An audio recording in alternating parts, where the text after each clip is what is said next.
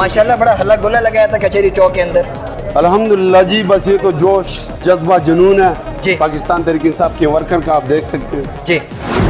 क्या message deliver करना चाहते हैं मशरान को, इक़्तिदार में बैठे हुए लोगों को? हम तो उनको मशरान मानते ही नहीं है। मशरान तो वो होते हैं जिनको अवाम अपने वोट की ताकत से बिठा देते हैं इक़्तिदार पे। जी। तो आज जो लोग हमारे ऊपर बैठे हुए हैं, आपको भी पता है, सबको पता है, पंजाब के लेवल पे भी, सिंध के लेवल पे भी और वफाक में भी, कि मैंडेट लोगों ने फॉर्म 45 के ऊपर पाकिस्तान तहरीक इंसाफ को दिया था। और ये बेगैरत लोग और जिनको शर्म भी नहीं आती, जिनमें कोई ज़मीर नाम की चीज़ है ही नहीं, वो अभी बैठे हुए हैं और पता नहीं बस लगे हुए हैं। और इंशाल्लाह हम तो अपने मुल्क की खातिर, हमारा कायद भी और हम भी कोशिश कर रहे हैं कि अमन और अमान से हम ये मसला हल कर लें और हमारे खान को जो नाकर्दा गुनाह और जो जाली FIR में उन्होंने अंदर किया हुआ है तो उनको छोड़ दें।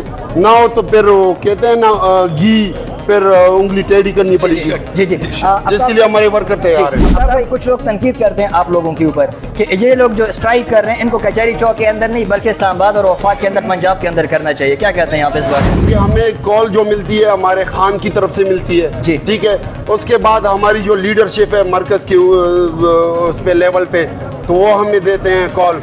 तो अभी तो हम उनके कॉल का यही इंतज़ार कर रहे हैं और हमारे वर्कर का भी यही बार बार तकाजा है, डिमांड है कि आप लोग हमें हुक्म करें कि हम इस्लामाबाद को बिल्कुल जैम पैक कर दें, ब्लॉक कर दें, तो तभी अल्हम्दुलिल्लाह ये मसला हल हो जाएगा। लेकिन मेरे खान जो हैं वो मुहिब वतन है, वो नहीं चाहते कि इस कोई बदअमनी पैदा की जाए, कोई मिसहैप हो जाए, तो इस वजह से वो ख्याल कर रहे हैं। लेकिन मेरे ख्याल में ये लोग इंसानियत से ये नहीं मानेंगे। एक रोशन मुस्तकबिल, रोशन पाकिस्तान की उम्मीद जिंदा है अभी भी? जी ज़रूर।